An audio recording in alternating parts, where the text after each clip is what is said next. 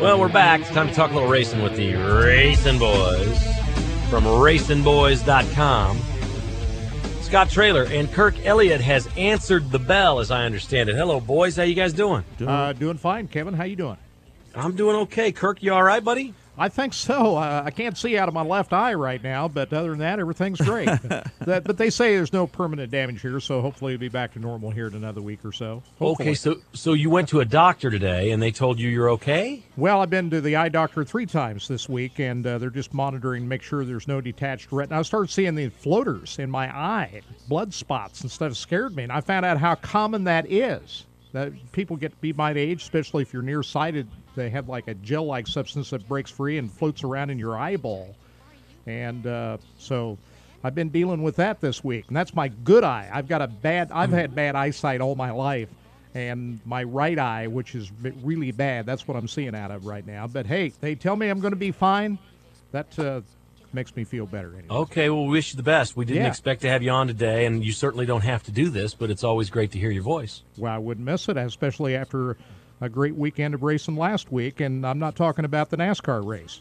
Talking about Indy 500 was a great race. You guys like that one, huh? I did. I thought it was dramatic from start to finish. There were record number of lead changes, and I thought I just couldn't put that race down from start to finish. I thought it was an entertaining race to watch. In contrast with the long 5-hour Coke 600 that I found to be quite boring.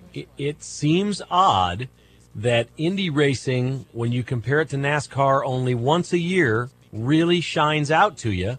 But when you watch too much of it, it doesn't hold the same fascination with people as stock car racing. And I've not been able to figure this out because you guys know where I've stood on this for years. Those Indy cars are faster. I get more on the edge of my seat when those cars get close together than I do in NASCAR because I know NASCAR can bump and they don't wreck or anything like that. These cars get close. I get kind of nervous just watching. I get really nervous for those drivers.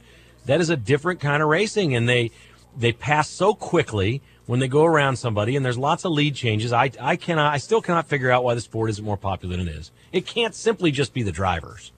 Well, I think there's more storylines. In NASCAR, you've got 43 teams versus 22 teams, and as you alluded to, Kevin, they've got a lot of wrecks and banging and beating and going on, and that's what, let's face it, we've talked about it for years. That's what fans want to see. They want to see that bumping and grinding down on the track, and they want to see multiple passes. There's just not as many passes for the lead, except for last weekend at the Indy. Was that a record amount of lead changes? 30 lead changes, which broke the record of 29 back in 1960. You got to go way back that far. But, I was just thinking about this, Kevin. I like big events. In golf, the Masters, drama from start to finish. And I compared watching the Indy 500 to that. I mean, it was more about the dramatic turn of events that went on during that whole race. I thought it was just a great 3 hours to watch on Sunday. But weren't you, Kevin, weren't you just a little uncomfortable at the end of that race, though, in victory lane with Frankitti's wife in the middle of everything, in the middle of every camera shot? I mean, it was like she almost took over victory lane. Well, she's a polarizing figure. There's a lot of people that don't like her, but a lot of people that don't like her, they don't like her because they don't like Kentucky basketball. So it's a little weird to explain there. I'm with you. She takes away the limelight. That's not a good thing. Yeah, I felt that she did last week. I think she's not particularly likable. I think there's a lot of things, a lot of stances, public stances she's taken. I think when you hear the criticisms of her, a lot of people have problems with her other than being Dario Franchitti's wife. They don't like her for something else. She's involved in a lot of things that are polarizing. A combination of things is what absolutely you're saying. Right. Everything's gone well for her, hasn't it? Kentucky winning the national championship. Now her husband winning the third time in the Indy 500. Well, if I'm not mistaken, she just picked a giant fight in the last year or something like that with some magazine, or somebody wrote something about her not wearing enough makeup, looking ugly, or being fat, or something like that. I don't know what it was. It's something. She was puffy at one point. The tabloids were all saying, is she a drunk? Is she puffy because she was drunk? And I don't follow the stuff that closely. All I know is she has been embattled now with people who are criticizing the way she looks, the way she is, and she doesn't just take it and go do better. She fights and calls them out and picks fights, and it's been ugly. Well, she could have wore a better hat then if she was trying to work on that. You know well, what I mean? see, That this is what I'm saying. Yeah, I mean, this is the. And then when she went 1, 2, 3, she counted out how many wins, Indy 500 wins that Dario had won. That kind of rubbed me a little bit funny, too. Some people just aren't real likable, are they? I guess she's one of them. That's probably her. Well, he is, and very much so. He loves her, and I saw him doing some interviews afterwards. Sorry, I don't know the Japanese driver's name. Takuma Sato. Sato, and Frank Heady said, you know what? I would have done the same thing that he did. I would have tried to win the race. You don't just try to finish second. There is nobody out there that wouldn't have tried to do what it was that he did near the end of this race. But he said, come on, I'd given him enough room. The guy almost took me out with him. He was very critical of his driving. He said, I'm not mad at what he tried to do. I'm mad at what he executed. It was Franchitti correct? Yes, I think he was. I think what he needed to do is set himself up for the pass, getting up off of the corner down the straightaway. I think that last little second of just jumping in there, getting down into turn one, I think that was a little dangerous. He had to touch the white line. We've seen how many cars crash after hitting the white line as they got down below it last week. So, yeah, I think it was a little too much, too quick. I think he should have waited till either getting off of turn 2 or turn 4, come down the straightaway and see if you can beat him to the line. I didn't see the results of television ratings or anything like that, but it looked like there was a pretty good crowd, not record crowds or anything like that, but did it do well? I think so. You mentioned the attendance. I think the attendance has been up. There was a lot of people that left early because it was so hot at the Indianapolis Motor Speedway. It was in the upper 90s, so I think a lot of people who were there at the start of the race didn't stay, and you could see a lot of empty seats there. But I do think the overall crowd is up, and I think the TV ratings came through about as well as they've been. They were up from last year. Yeah. I can't remember what the number was, Kevin, but I did see that it was up from last year. Okay, well, that's good. All things good. All things good for Indy. How did you guys' events go last weekend?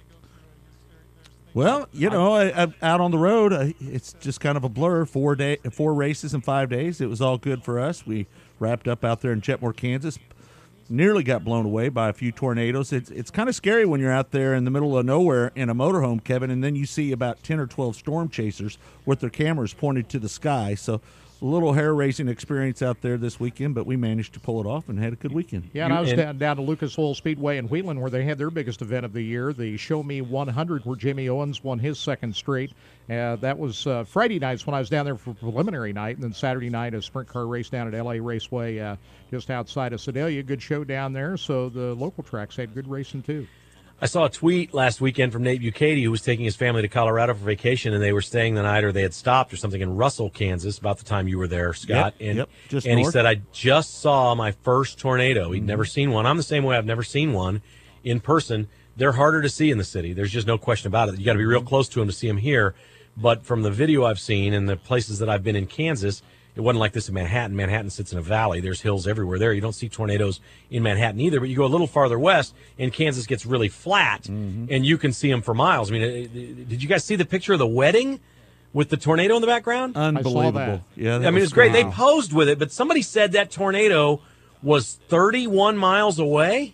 Really? It was like 30 miles away from them. So it wasn't even close to him. It was just wasn't even close to him. Right. Absolutely. They had a zoom lens, and they were zooming in. It was in the background, and the lighting was just right, and it looked like, oh, my, look at that thing, but it was a long ways away from him. You can see those things forever out there. That's the most amazing wedding photo I think I've ever seen. Well, I will tell you, there was at one point on Saturday, about 4 o'clock in the afternoon, it looked like it was going to get really bad.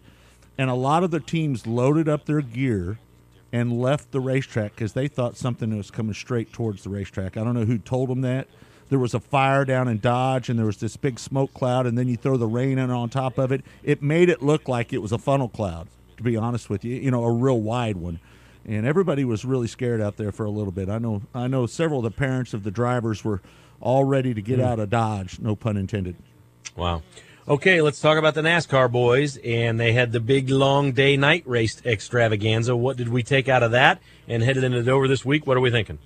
Well, still not enough action on the racetrack, not enough wrecks. People complain about not enough wrecks. There has been a trend of not many caution flags, and when you only have about 8 or 9 cars finish on the lead lap, the track changes from start to finish because when the sun goes down, track tightens up a little bit, and that favored Casey Kane, and once he got out in front, he just pretty much dominated from there on to the end of the race. So Casey Kane, who's now driving for Hendrick Motorsports, winning his first race for Hendrick, and he's done well. He won I think, a total of 4 times at Charlotte. So that's has been a good racetrack for Casey, no matter what car he's been. A lot driving. of people thought Casey was going to be in contention for the championship this year. He started out his season, it was pretty rough, but if you look back here as of late, I believe the last 6 races that he's had, they've been all top 10 finishes. So they've kind of turned that program around, and anxious to see what he can do at Dover this weekend, a concrete track, quite a bit different what we saw last weekend at Charlotte.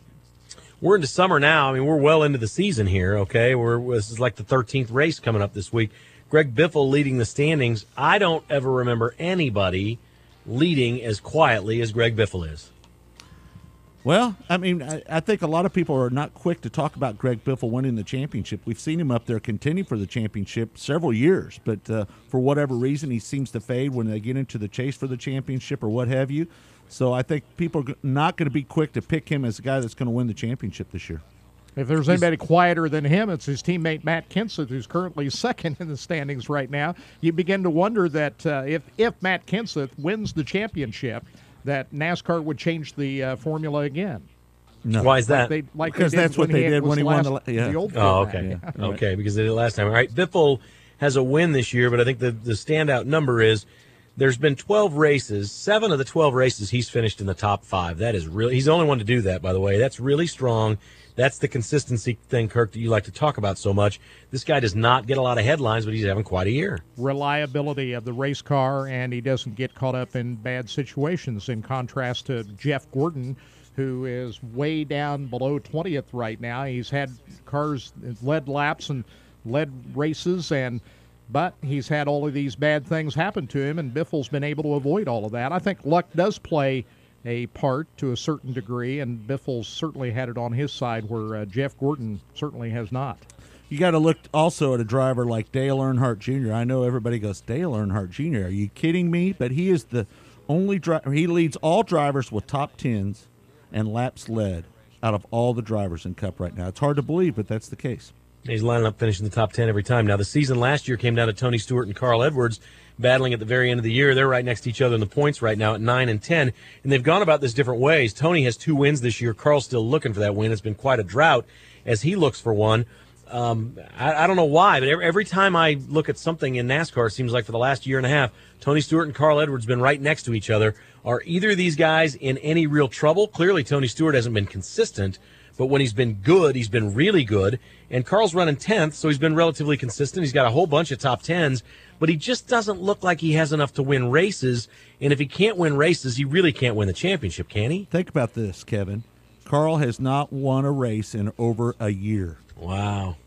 Who would have bet that? Would you have laid money down on that? No way in the world. Unbelievable. So you think about that, and you think about Tony Stewart. Actually, he started off better than he normally does this season.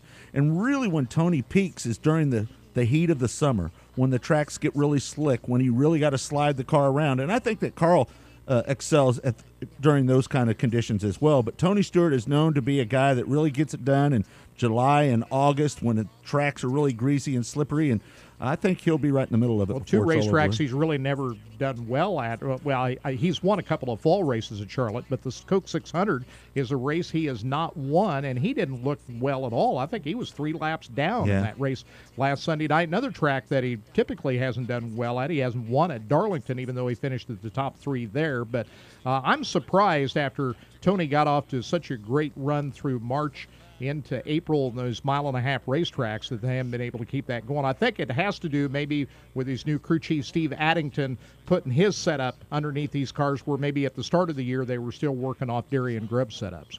Jeff Gordon is running 22nd, guys. Are we getting close to the end of the line here? Does he have team problems, car problems, or is it just pretty close to over for Jeff Gordon? He's going to have a hard time making the chase, isn't he?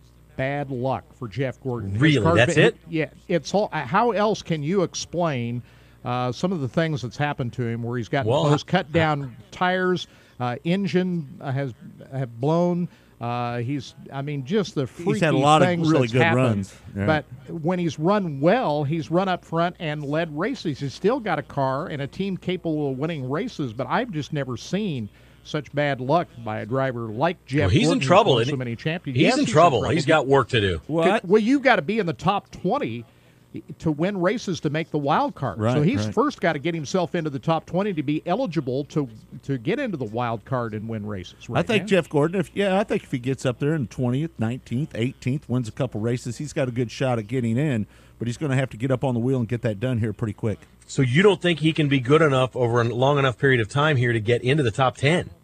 Well, I don't think racing his way into the top 10. I don't think he'll get into the Wow. top 10 in points, but he can certainly get himself into the 20, win a couple of races, and get himself a spot into Yeah. the chase through a wild card. And I'll tell you something, if he gets into the chase, he can run well like Tony Stewart did last year to have a shot at the championship. I wouldn't be surprised to see that happen. Kevin, he's got a car fast enough to win. They've shown it. I mean, they've been really fast at times. So, yeah, I think you just give him a little bit of luck on top of that, and I think he'll be okay. He's just really, it's got to be his goal now. He's going to have to throw caution to the wind, take some chances on pit stops, maybe do some fancy pit strategy, and get track position and put himself into position to win races, and that's how he's going to have to get in. All right, who you boys like at Dover this weekend?